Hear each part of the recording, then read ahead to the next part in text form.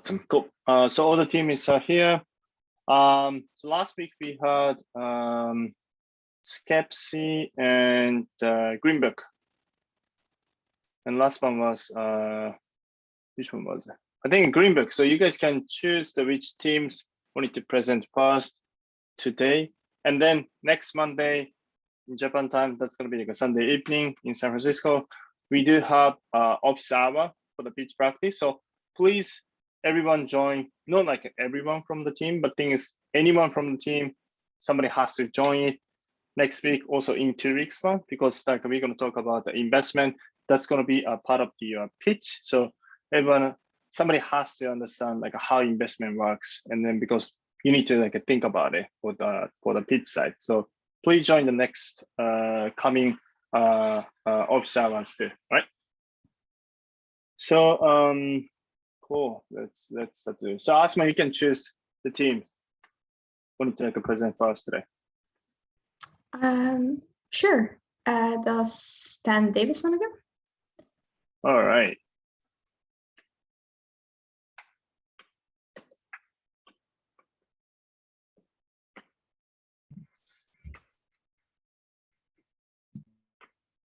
Yeah, you guys can start anytime. I'm just gonna like check the time, right?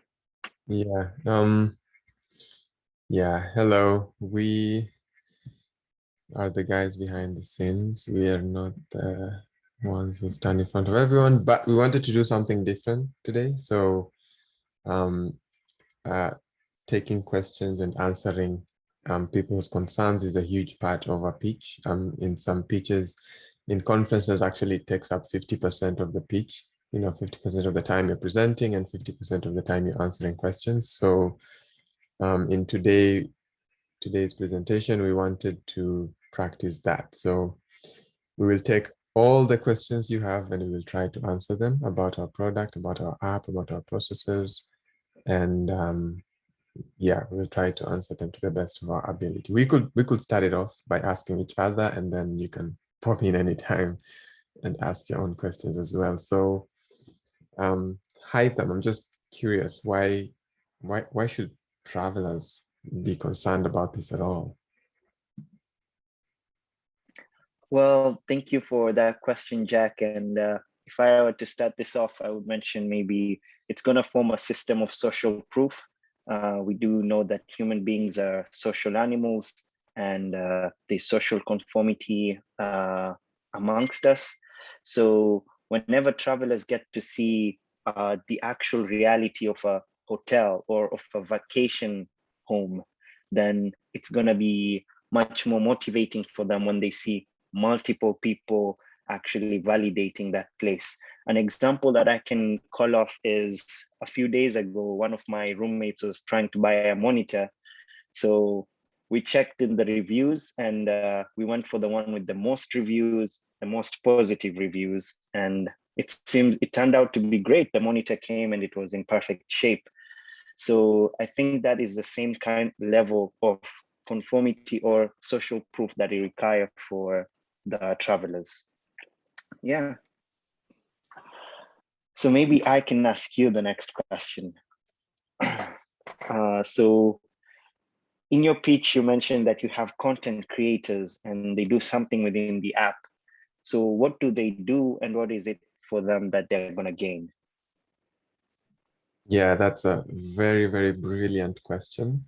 And, thinking about content creators is a very, very important part of building such an application, because if you think of the huge giants like Facebook, they have been able to be successful because they care about their content creators and they put them first when building systems for them. And we've seen this when they were building the initial Facebook version, and even now when they're trying to build the metaverse version, as we've seen with Facebook Horizon, where they're investing billions into designing for content creators.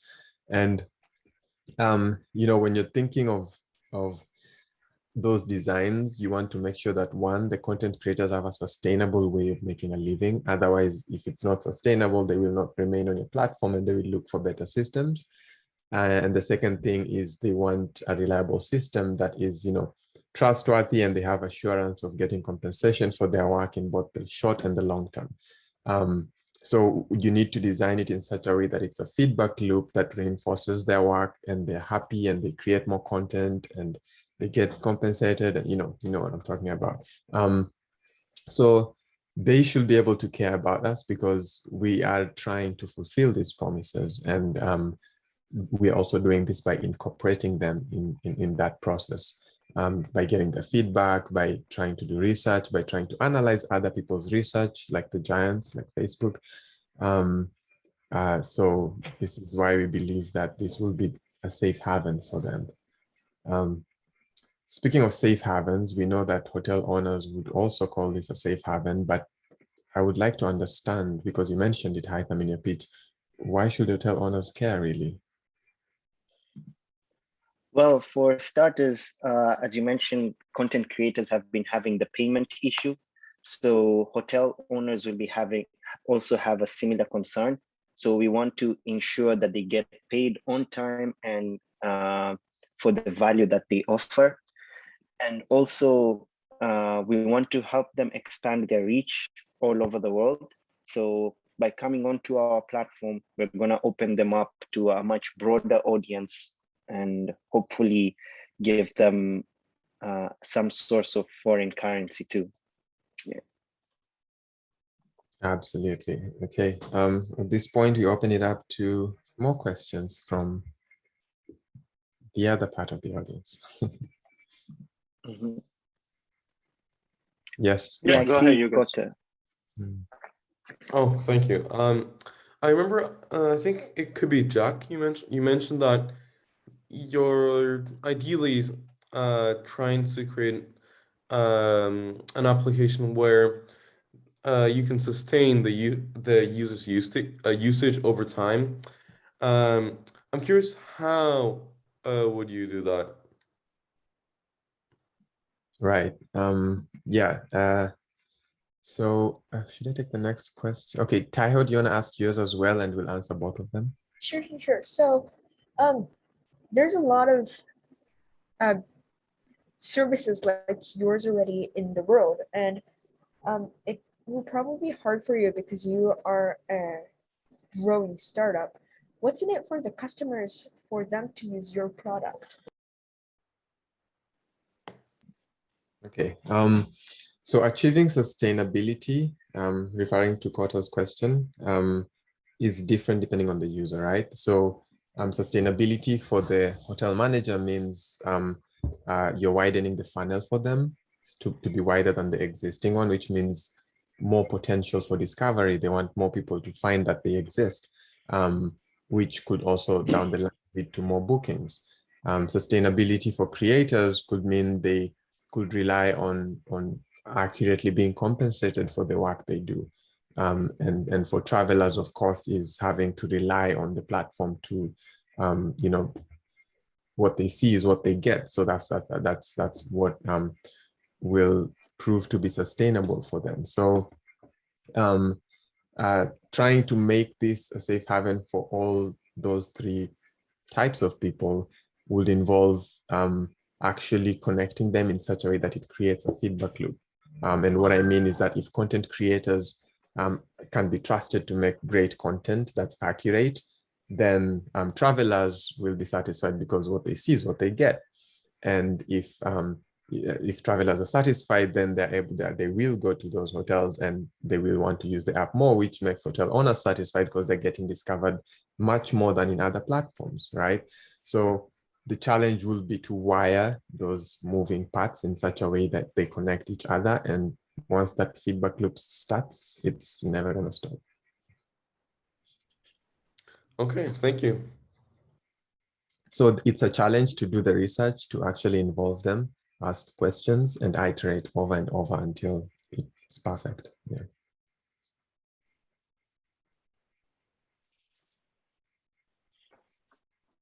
Would you like to take Taiho's question, Haitham? Sure. So what's in it for customers? As we've mentioned, we have the three different kind of customers. We have the hotels, we have the content creators, and we have the travelers. Although the content creators and travelers is kind of the same person, think of you as a Google Maps user. You are also capable of being a local guide by just submitting photos or adding a business place. You're kind of the same user or have the same account. So in the same sense, we want to look at all these different users and provide them benefits that we've outlined before, such as expanding the outreach for hotels, ensuring content creators get compensated well, and ensuring travelers get whatever they see on the app when they actually travel to that place.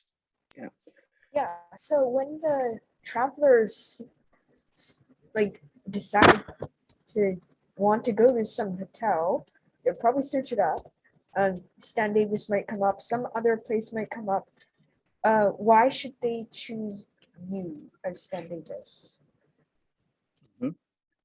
Yeah, so we want to ensure that they get an accurate representation of the location that they're choosing. That's one of the key aims. And also we want to ensure it's value for whatever they're paying for. We're gonna ensure that we do not take as much of a profit as Airbnb. I think it's around 30%. We're gonna reduce it to about 10%. So it's gonna, all that extra money should go to the customers themselves, the travelers. Yeah. Okay. Awesome. I don't know how many questions you can answer in 1 minute, but I see Finn's question and maybe Rhythm and maybe Kota has another one. Oh. Well, let's take 2 more questions and then we can wrap up. Right. Awesome, thanks. Yeah, so when you're talking about tech giants, I see that Google is a very, very direct competitor of yours, because usually when I'm looking for places to stay, I do look at Google images, even of a place a user can upload. So that also is direct competitive to your social factor. How do you plan to convert users from who are used to seeing Google photos, which is also user crowded, and taking them to Stan Davis? I can try to take that question before maybe Jack takes a stab of it, but we can also hear Finn's question. Sure. I just have a couple of related questions about monetization. So for content creators to upload to your site, what type of income in terms of quantitative numbers do you think they should be expecting? What's required to get them to do that in your heads? And what monetization model do you have in place to make sure that they can actually get that much money on average for people? Awesome, sounds good. So on to Rhythm's question. Google is much more of a kind of general platform. So yes, they do that.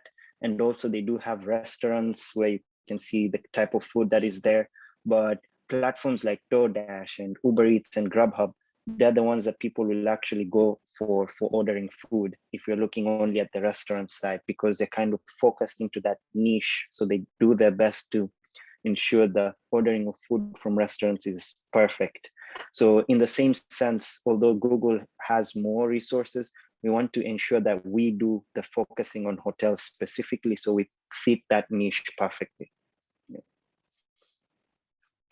Yeah, and with regards to monetization, the target audience that we're aiming for right now are people who travel and create content anyways, people who have huge repositories of content, regardless of whether Stan Davis exists or not. So we're not seeking to be the new way to make money. We are seeking to be looking out for these people who already have this content, just sitting there doing nothing, and they can monetize this content as a solution for the problem that hotel owners may not be that digital savvy, and they may not be able to create the best content for themselves.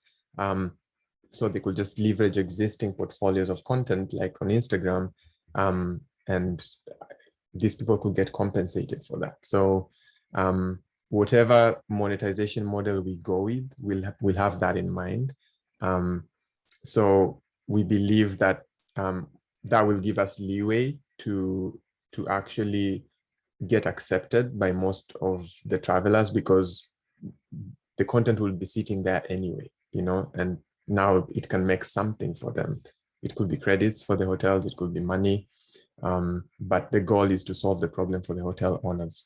Yeah.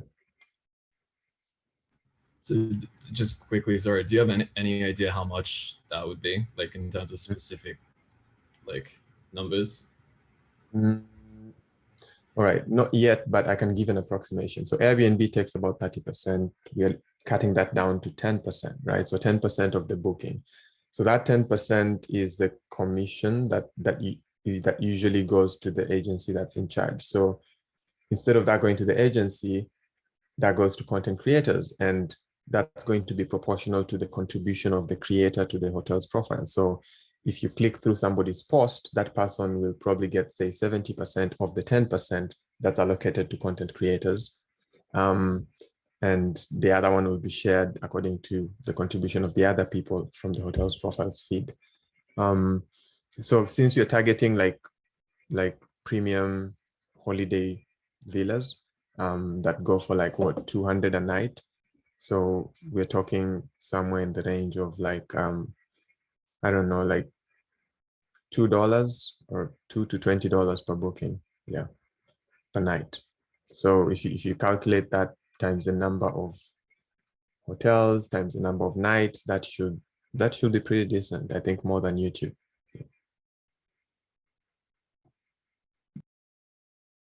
Just sorry, like one follow-up question. But thing is, how do you make sure one specific creator's contents is the reason why people made a reservation? Because I assume, based on you guys' explanation so far, bunch of people uploaded like a bunch of pictures to the hotel, right?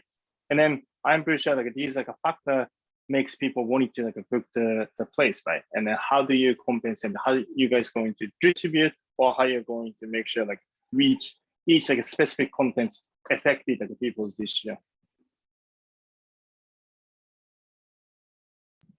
Yeah. Do you wanna? Yeah. You can take No, it. yeah. You can take. Yeah, definitely. That algorithm is definitely up for discussion.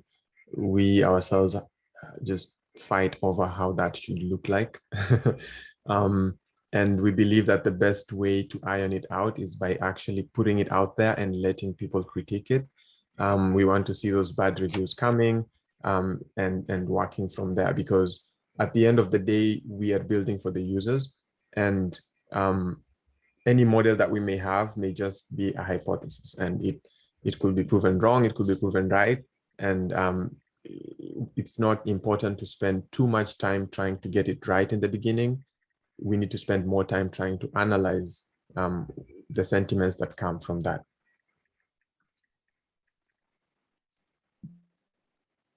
Cool, sounds good. We can, yeah, you guys can choose the next team. Oh, where did Finn go? Yes, yeah. I think last week it was Green Book and Skepsi, right? So I think we can go with Namaste. Okay, cool. In case, let's go to the reader. Sure. Just a moment. Right, and then so next Monday, Kanaki no, the same information. But thing is, like someone like you guys joined a little bit late. So next Monday, we do have the pitch practice, and then I'm gonna explain the template. The thing is, like a pitch format is gonna be like 13 minutes in total for per team, 5 minutes pitch, and then 8 minutes Q&A with attendees, right? So from like next week, each team has like 4 times that you guys can practice with us, also like with other people in total. So like please start to like prepare for the pitch, right? Pitch like a slide from like next week. This week is fine. Any format is fine too. And the reason you can start anytime. I have a timer here. Okay, can you guys see my screen? Yep. Okay, cool. So presenting today, yet again, Namaste, which is your personal yoga trainer. So let's go through 2 user personas. On my left, I have Jerry, who is a 25-year-old software engineer at a startup. He's suffering from back pain due to long working hours. His friend suggested him to do yoga as a solution. Whereas on my right hand, there's Sophia, who is a 19-year-old college student in San Francisco. She got inspired by social media fitness influencers into staying fit. That's when she started doing hiking, running, and yoga. So let's see how these two users went through certain user problems. Jerry, on my left, has a busy work life, which makes it difficult for him to attend fixed timing classes. So he watches video tutorials that do not have any feedback on his performance. So lack of guidance and support demotivated him. Whereas in case of Sophia, the problems were quite different. It costed $50 an hour for private classes, which were too expensive for her to afford. And the affordable $20 an hour group classes were not effective as she did not get enough attention. Plus, she even felt the beginner anxiety in trying to keep up with the pace of the whole group. So she started practicing with a professional yogi friend, but after COVID-19, even that got disrupted. So to summarize, the current methods are inflexible because of the timings and also to your pace. Secondly, inaccessible. Sometimes they are unaffordable, sometimes they're not. There are also other solutions that are not accessible on platforms. There are mobile solutions, but some do not work on PC. And thirdly, they are ineffective because passive solutions do not provide feedbacks, and the one which do provide feedback are in only limited features. So that's where we are presenting the solution, Namaste, which uses artificial intelligence to track your body movements and give you detailed, personalized feedback to help you learn and improve your yoga poses. So to give you guys a quick demo,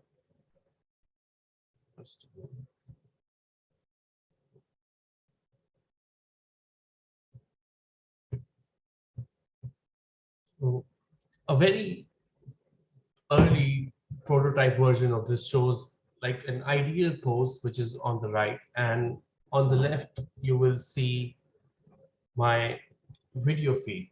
Just a moment.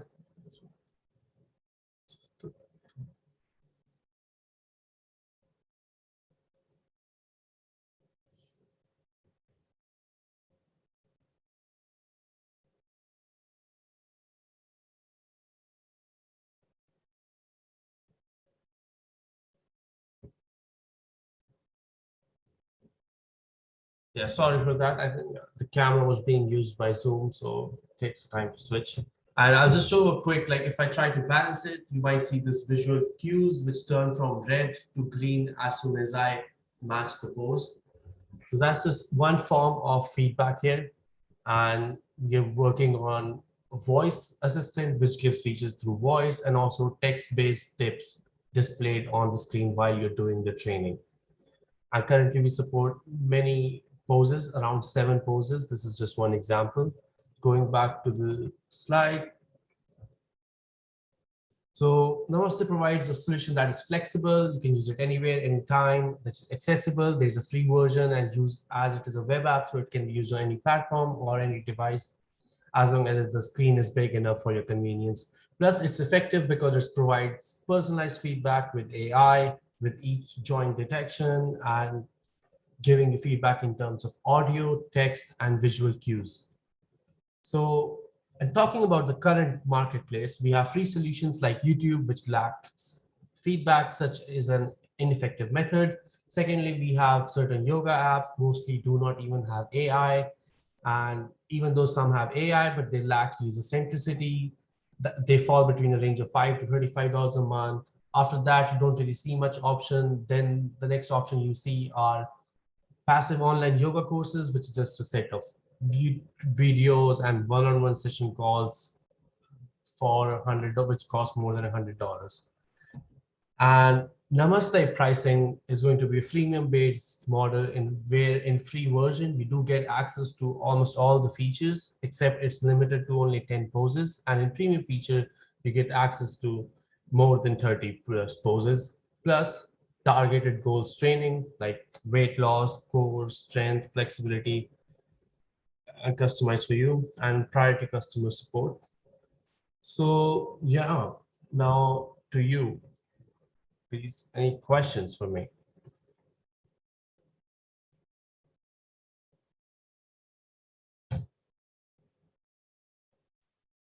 Go ahead. Anyone can ask any question.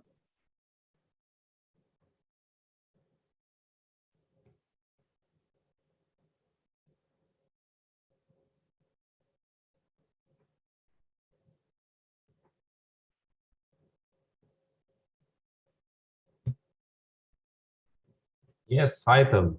Thank you for a question. Yeah, sure. So when I was working in a previous startup before, I noticed that they had a few different metrics. One was the first time users, and then there was also the second time users and probably people who come more than once. So let's say this app sounds cool and many people come and sign up and they use it maybe one time, and how are you going to ensure that they come back to you more than once?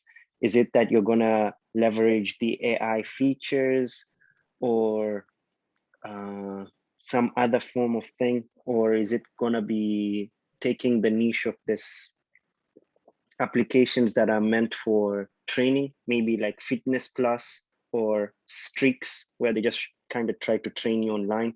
I don't know how you're going to ensure that they come more than once. Yeah, right. So in terms of user retention, like, yeah, we're definitely going to leverage our training features, but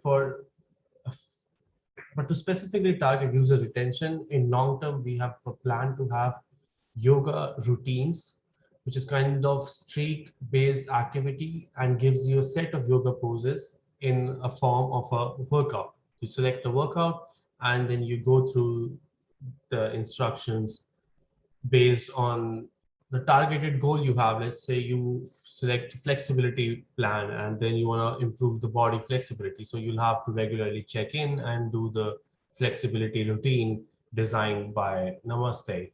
So that's definitely one. And in terms of bringing them onto the app, apart from features, we also plan to have like web app notifications. Like even if you open it in Chrome and you give it and you allow it to send you notification, it will send push notification, which will also kind of nudge you or allow you to access the app in a click and also remind you. Yeah, so that's what we focus on so far for user retention.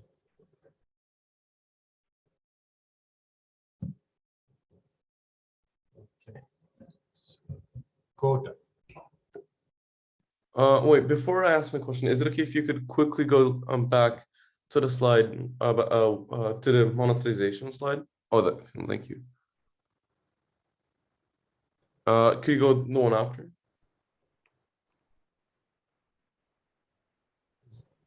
Oh yeah. What are the free tier features? It's on the premium box. Wait, do you mean what are the free tier features that I've mentioned? Oh no. The free tier features. The one at the bottom. Yeah. So you're asking what does that mean? Oh wait, they're everything on the left, basically. Yeah. Yeah. Oh, okay, never mind. Thank you. Yes. Yeah, they're all on the left features, which are, yeah.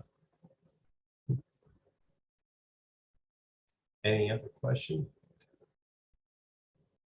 How's the feedback from our users so far?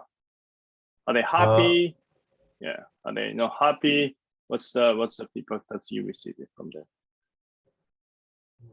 Yeah, we've had mixed form of feedback. We've definitely had positive feedback, but we've also had constructive feedback, which has also led us to reiterate our product. Like especially right now, I showed you one pose example, like how a single pose works. And recently from a user interview, we learned that users are also interested in going through step by step to a pose. Sometimes directly performing a pose is not really helpful, or is also not the right way of doing yoga, because it's also about how you transition and your body flows through one pose to another. So we're working on having a step-by-step trainer instead of just final posts. Although the core technology still remains the same, which is detecting the pose and checking your alignment. Secondly, we are also adding this voice assistant because of course, learning from user interviews and also from our own testing, we realized that a user doesn't want to keep looking at the screen. So that's why we are implementing voice assistant to have audible training where you can just hear and do your yoga pose conveniently.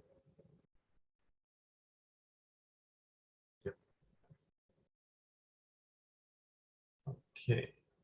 All right, so you could choose next team, Skepsi or Greenbook. I'll go for Green Book. All right.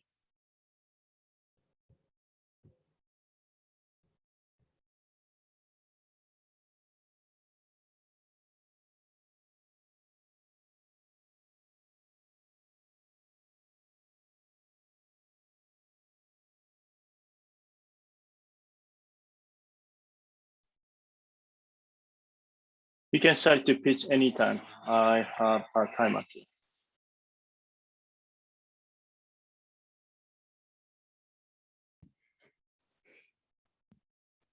Okay. So we are again reintroducing you to Greenbook. This time we're defining our app through both as a social network app created to help anyone, anywhere take care of their plants, as well as a marketplace connecting planting and gardening equipment companies with plant enthusiasts.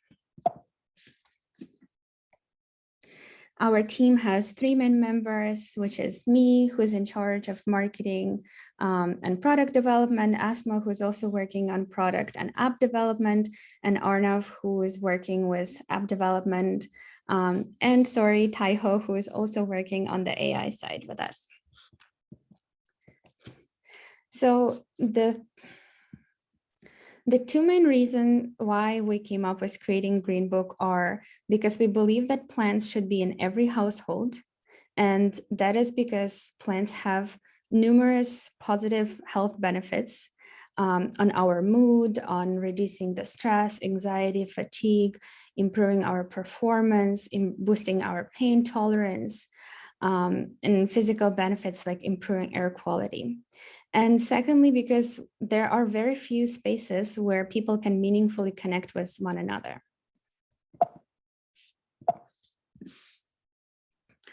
For the first part, some of the problems that we've noticed is that it's very difficult to keep plants alive, even if those are plants that are seemingly easy to take care of.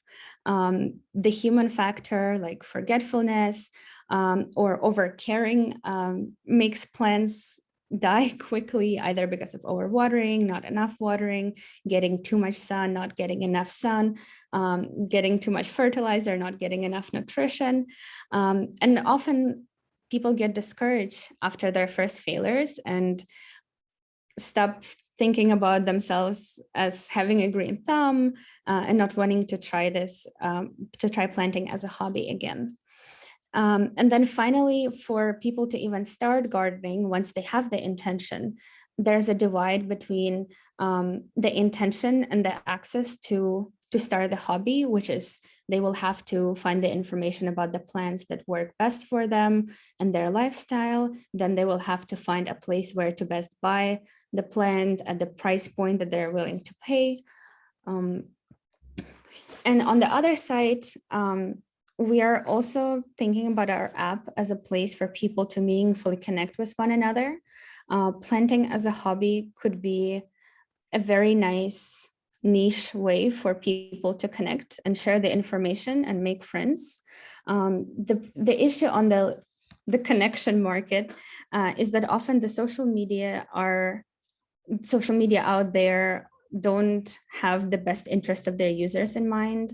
And they're always target people with a lot of advertisements, and there's a lot of behavioral manipulation involved to get user on the app and continuing to use the app. In our case, we don't want to keep the users on Greenbook, and our goal would be to get them out there and create meaningful connections offline on the basis of their enthusiasm and love for planting.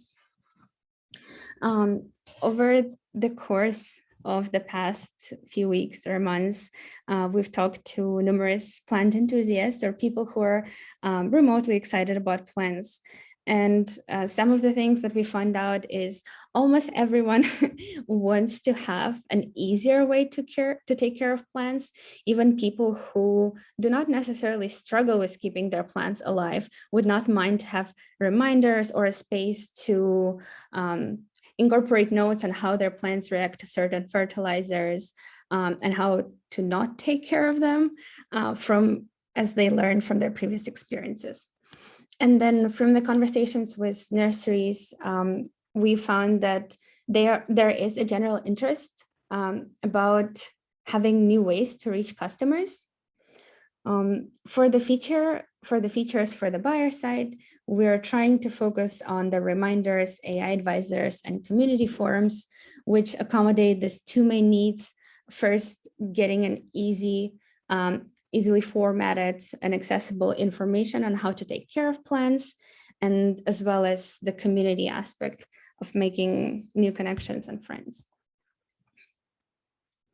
So some of the main features that we've been focusing on so far is the community updates and the plant directory and the blog part of our app, which would include information about 50 most common household plant species, as well as the community model of engagement. We're brainstorming different reward system on how to make users get out of their phones and go into the city and communicate about plants and spend time in a fun way. One of the bigger adjustments that's been made since the very first time that we introduced Greenbook is that we're no longer considering launching our AI advisor as freemium version, but we are rather thinking of giving it out completely free, which would differentiate it from other similar apps on the market and hopefully encourage more people to use our app. All of this for people to also gain exposure to our marketplace, which is the basis of our business model. So far, if we get to an average of, for example, like 50,000 users a month, and only like 5% of them, which would be 2,500 people, buys one plant, which is on average like $17 to $20. And if we could take like a 20% cut, that would already get us to $10,000 in profit. And obviously the idea behind the social network component is that there will be more people going on the app and getting that free value. And hopefully because of that, choosing our marketplace as the space to get their gardening equipment and tools. Thank you. Oh, let's take 2 questions from other teams.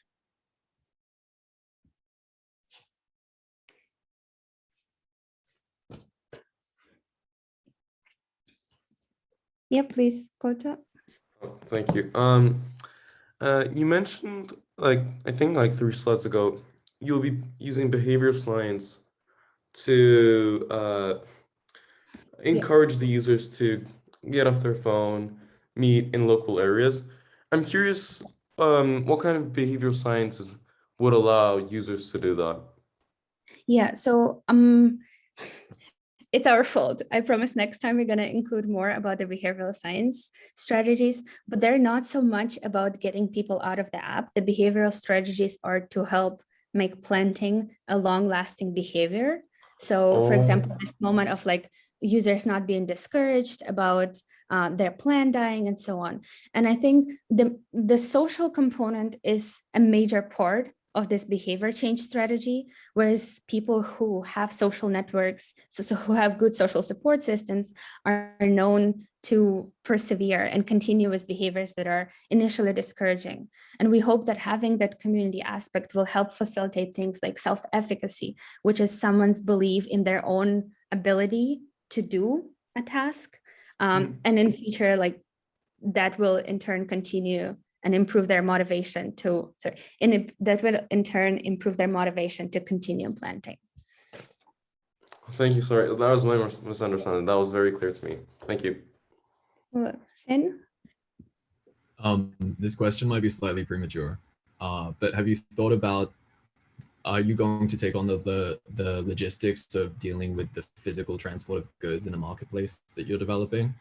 Like that can be quite difficult from everything that I've read about it. Are you planning to outsource that to someone or take it on, or like give it to the nurseries?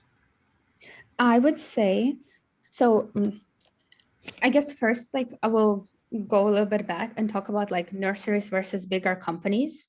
In some of the user interviews, we found that nurseries are not as responsive to change and like technological innovation because they're often ran by like older generation of people and they're not looking for ways to optimize their business, which made us think, do we still want to keep there as our primary target user, or do we want to switch to companies who are building their business on optimization, getting to users at a cheaper cost and so on?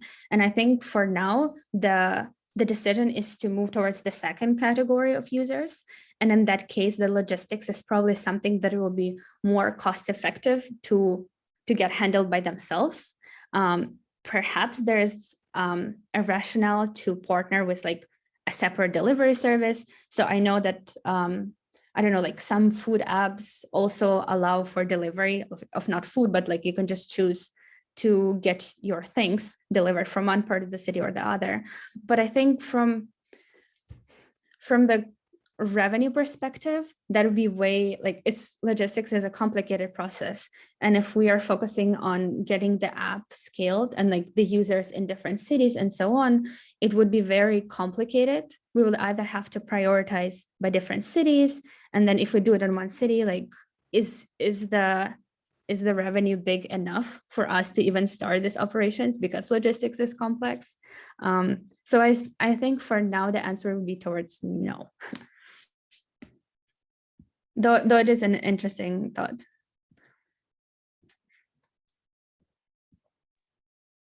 I have like one quick question. What's the market size of buying plants, excluding like a flower side? Oof. Yeah, I guess that's something that Oh, hey, you don't have to answer me, like, but thing is, like, that type of like, question people just gonna ask you on the demo day. So. Oh, okay. So in the US, it's $15 billion in 2020. 15. 15. Excluding flower. This is plant and flower growing sector. And then for the gardening equipment, so I guess for the tools, it's a separate like $83 billion. But you don't want to include the flower, right? Only for like a plant and the gardening equipment. Is that correct? Not necessarily. It doesn't, I guess the way we would think about it is similarly how we thought about only including edible plants. Like initially our mission was to really encourage people start growing their own food. But then while we can still emphasize the edible plants in the plant directory, suggesting people to get these plants through notifications and so on, it doesn't make sense to exclude people who just want the help with growing houseplants. And I guess similarly, like people perhaps would want help with growing their outdoor plants. And it does not make sense for us to exclude them, if it makes sense. Okay, sounds good. Cool. Okay, yeah, nice work. I guess let's move to Skepsis.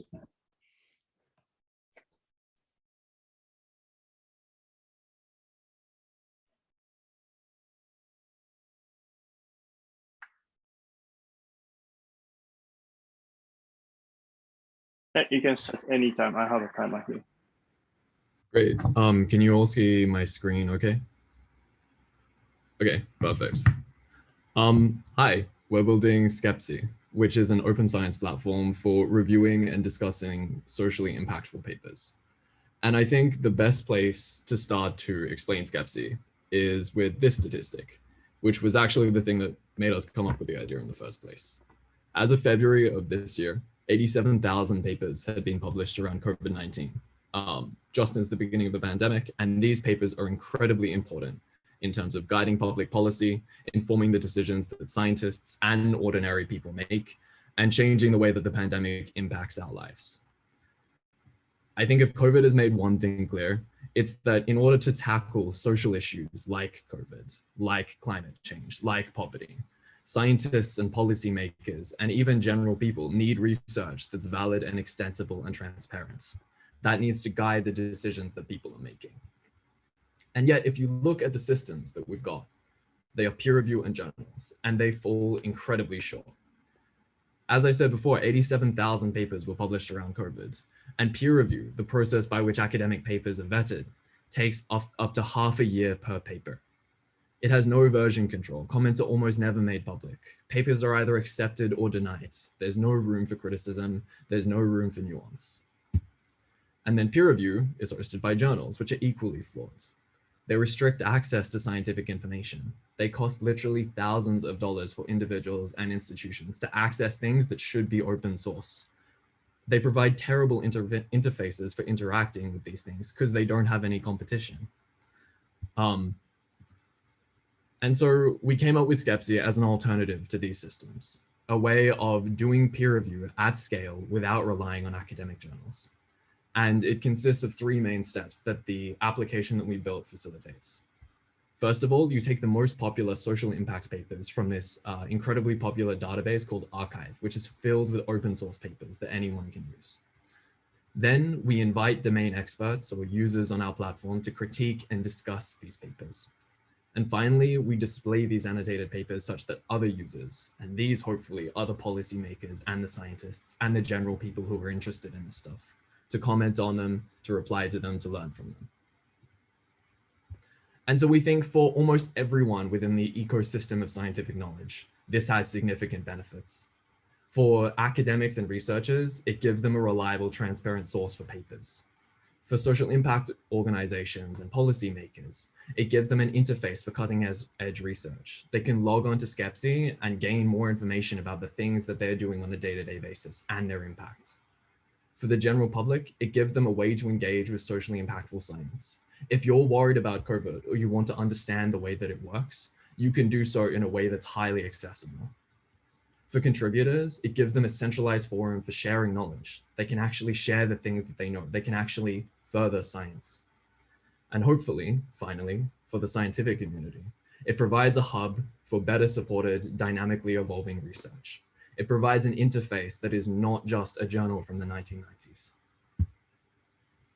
And so we're trying to do this through 4 sets of features. And next week, we'll have a full demo where we can step through each of these 4 features in turn and we can see how they work.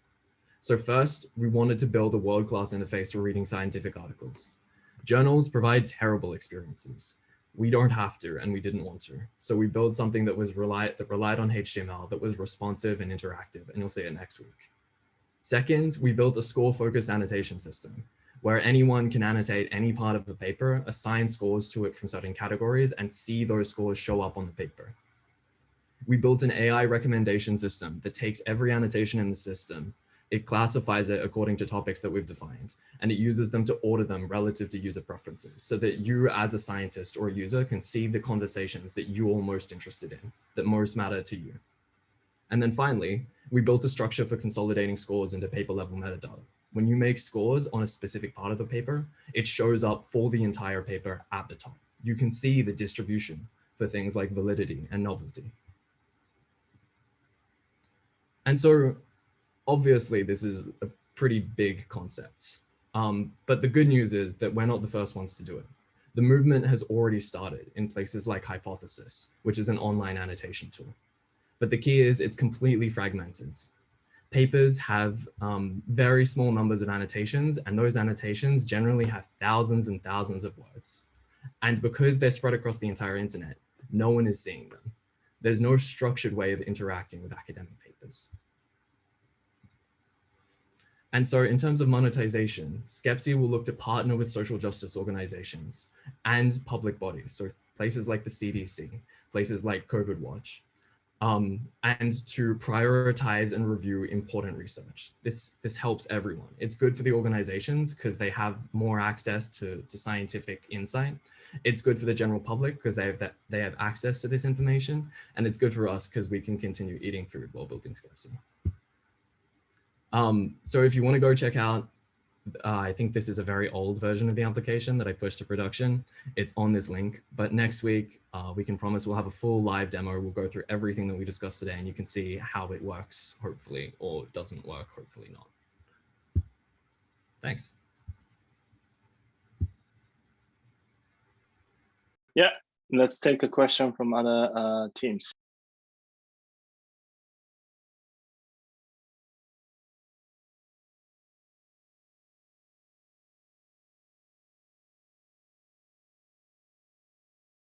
Sorry, yeah, go for it. Yeah.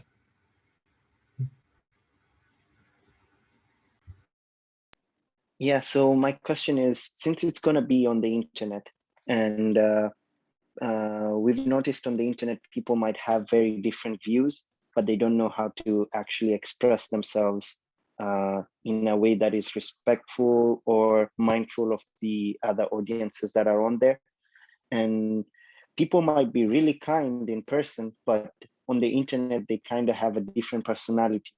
So how are you going to be dealing with such issues on this platform for things that sound very important? So for example, maybe it's a COVID paper and they have cutting edge research on it, but maybe COVID non-believers are there and they have a really strong support, but it's inaccurate. So kind of give us some thoughts on that. Yeah, okay, that's a good reminder. I forgot to put this in this version of the pitch deck. The only people that can comment in a meaningful way in terms of providing reviews are scientists as verified by ORCID numbers, which are officially given by an organization, cannot be faked. Like it's an individual number with a checksum on it that we can check. So does that completely eliminate people being terrible to each other online? Not necessarily. Scientists are still people. But it's significantly less likely that a scientist will be a COVID non-believer than a random general person on the internet who's completely anonymous and not accountable. So I think the plan at the moment is we get a version of the application up and running that just uses ORCID as the gatekeeper. And then if we find out that scientists can't play nice or that there's still information which is like spreading throughout the site, at that point you start to institute editor roles, people who are responsible specifically for comment moderation. And that's something that's being tested across many different sites. We would probably get, like realistically, a Minerva professor who we know and trust and who is good at the issue to vet comments. If there's anything which is obviously non-scientific, that's something which will be taken off immediately. And then for anything more controversial, the good news is that replies work such that you can assign scores for specific replies. So if someone provides a comment on some aspect of the paper and they provide, oh, this is a 1 out of 10 for validity because COVID isn't real, then other scientists can reply to that and they can say, well, this is 1 out of 10 for validity and so on and so forth. And so you get really good data, both from a coding side, like a backend side, and also from like, if you're looking at it as a user, into what is valid and what is not based on crowdsourced information, editor roles, and the like big gatekeeping action of installing an ORCID number as the basis.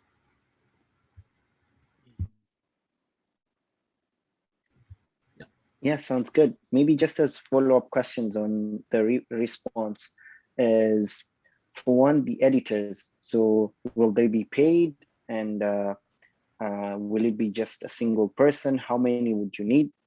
Probably, yeah, this might be answered much later, but since you're already thinking about it, it's a good place to start. And the second question is, it's about the best lies are the ones that are embodied with the truth. So if you're making it binary, that an editor will either accept or deny the comment, isn't that going against what you're actually going against the peer review process where it's binary as well? Because you don't want it to be binary, right? Okay, so let me answer the first question first, and then the second question.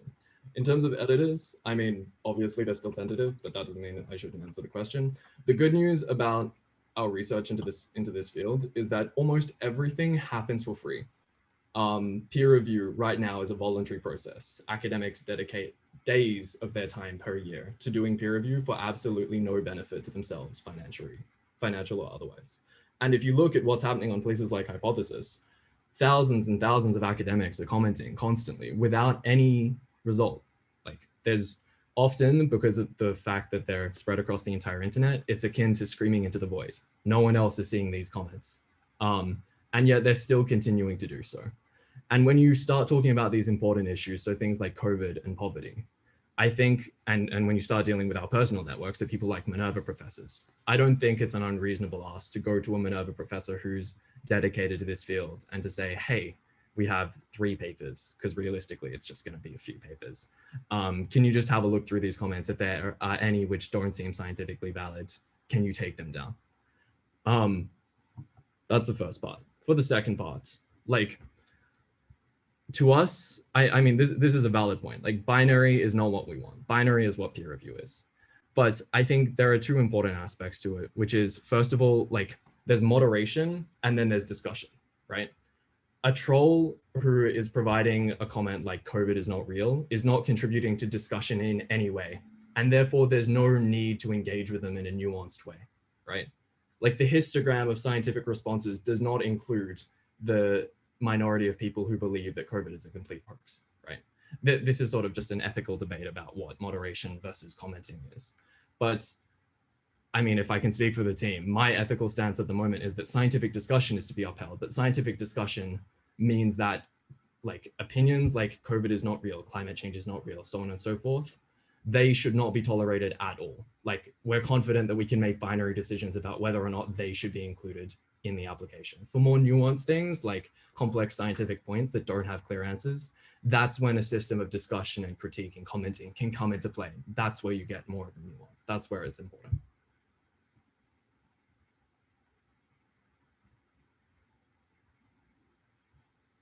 Yeah, I have no idea who was first. Anna?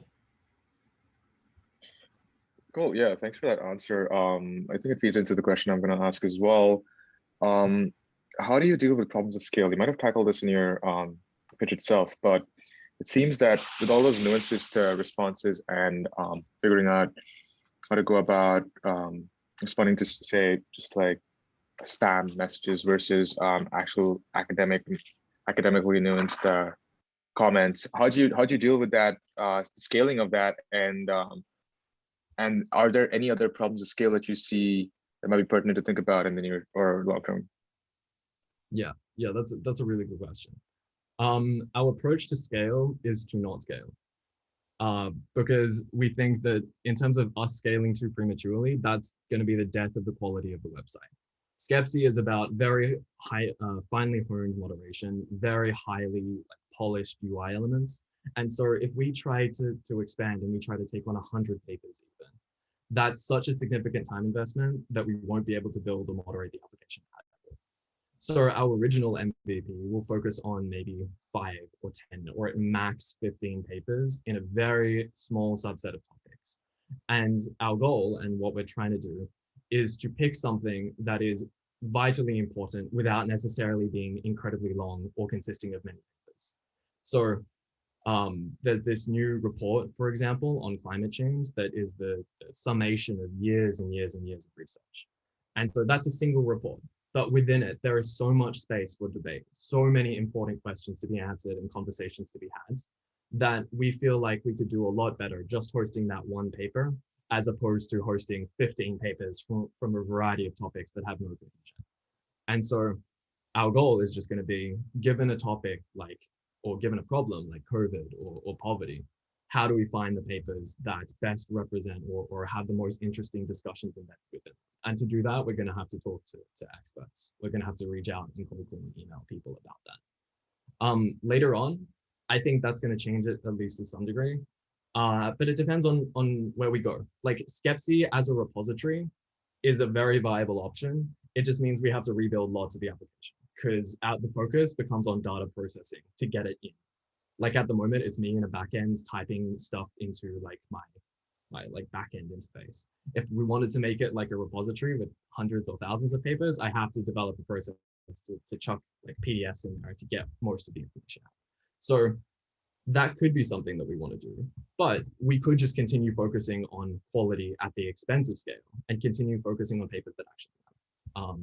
And a good example of this is 42 papers actually, which if you haven't heard of it, basically takes really important seminal papers in AI every month or so, and it presents 42 of them, and people just discuss them. They've never needed to change their model. It hasn't become like 84 papers over time as they've grown. It's about providing consistent quality and a forum for discussion where that discussion is actually useful. That's a really good question. Gotcha. Yeah, thanks for the response. It seems that that approach that you're using for highlighting the most pertinent papers would really help with skilling users. Maybe clickability is an important number here. Absolutely, yeah. Rhythm? Yeah, so as I see, like the researchers are themselves uploading their papers on Skepsi. And I think, would that mean that Skepsi has the exclusive rights to the paper? And if so, it's like a journal. And so I think feels like there's a big barrier for entry because there are already, sorry, there are many journals out there and researchers like to publish, which journals have credibility or some kind of backing. So how will you play that field? Yeah. So just to clarify, the way that paper uploading will work, at least in the beginning, is on Archive, every paper or most papers are uploaded with a Creative Commons license, like an open science thing that says anyone can distribute this, because they tend to be pre the process of peer review. And so I think in a few of it, like most of the early cases, would probably reach out to the authors, but you don't actually need the authors there saying, yep, here's the paper. So that's like, it would be a more like hands-off process than researchers uploading their own papers. We'd be doing the whole thing because that's the only way we can really ensure quality in terms of the right stuff being loaded in the right places. Regarding your second point, I think our approach is always, we just don't align ourselves with whatever open science thinks, right? And when it comes to a proprietary holding on to papers, like clutching them so that they can't escape into the world and do things, like that's something that open science is extremely against. Skepsi, in no version of Skepsi would we ever want proprietary access to papers. It flies in the face of everything that open science is trying to do, and therefore it flies in the face of everything that we're trying to do as well. So yeah, just to follow up. So do you think there would be kind of a segmentation, like some scientists, those who publish to research, like to journals, that's the demographic that is not for Skepsi? Is that so? Well, I think like the demographic of or the type of papers that is uploaded is very distinct from the type of people that go to look at those papers. So I don't see it as being like scientists and academics in general, if we picked the papers correctly, will be the ones going. I don't think I think it's probably also useful to know the context behind like archive and the way it works. So generally what happens is you have this paper that you've written, and peer review is a long process. It takes like 6 months. So you upload it to archive, which is like instant, and everyone sees it. So if you talk to researchers, they all scan archive every day and they look at new papers, and journals don't print new stuff. Like people always know what's going on, especially in smallish fields. And so like the people publishing in archive are not distinct from the people publishing in journals. It's steps in a process.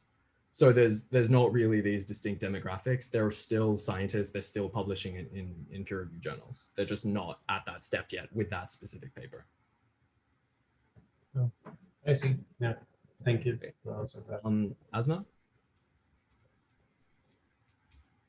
Yeah, very good question. Thanks for the presentation. That was very clear. I hope I'm not repeating myself because my audio is lagging or repeating anyone, but I was curious. I understood that this is specifically open for scientists, but I was wondering whether as a next feature, you would consider also opening it up to a public, like democratizing this process in a way where also just like normal people can contribute, and how would that look like? Or is it a feature that you actively do not see yourself working towards? Yeah, that's a really good question. And it felt terrible to build all of this stuff and then to insert a feature that meant that 95% of people accessing the site couldn't use any of it. I think in terms of like the user categories that we're focused on at the moment, there are 3. There's scientists, and that includes people like grad students, basically demarcated by anyone who has an ORCID number. There are domain experts, who are people like expert computer coders who may not be academics, and there are general users. And I think in terms of commenting, once there's a more robust system in place, the scientists sort of like credentials could be expanded to include people like domain experts who also have really valuable insight in terms of paper like review. And that would probably require like a manual process of they submit some verification information and then we look at that. So that's like a scale problem that we're brushing aside for now. In terms of general users, I never see them interacting with the same interface that scientists do, simply because like the discussion is not improved in most cases, as far as we can tell from our research, by having ordinary people talk about it. It is very specialized. Like when you're talking about archive papers or post peer review papers, issues are technical. They're still important, but they're not the type of things where it's like, oops, he like missed out this one thing and it completely invalidated everything. That's quite rare. And so probably the way that we do it is that there's a completely separate interface for general users to comment. That's a feature that we might look at, wherein you can toggle on and off general user comments and they interact with, but are not the same as scientific comments. Makes sense, thanks.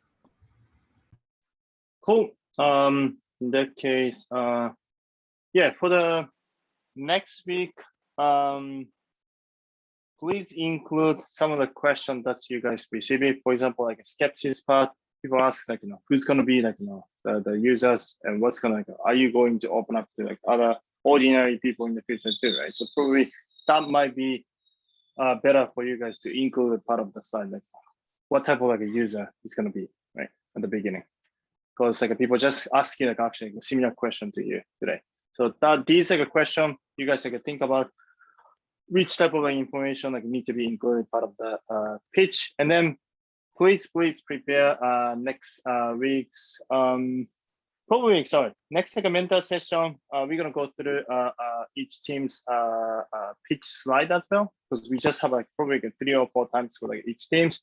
So like please prepare the things we're going to talk about next Monday, right, for the pitch. And then the time wise, it's not very strict. If you're gonna like probably over like a 5 second, that's gonna be like a totally fine too. But thing is like basically you guys need to like finish presenting 5 minutes for the pitch, and then 8 minutes gonna be like a Q&A, right, the next week.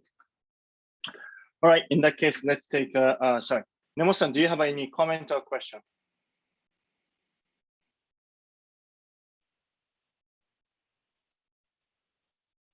All right, I think he started to do that. Another call. So in that case, we can take a group picture, and I'm gonna update it to the Slack later. All right. All right. So 3, 2, 1. Cheers. Nice work, everyone. Great. Excited the rest of the 2 weeks. See you guys on Slack then.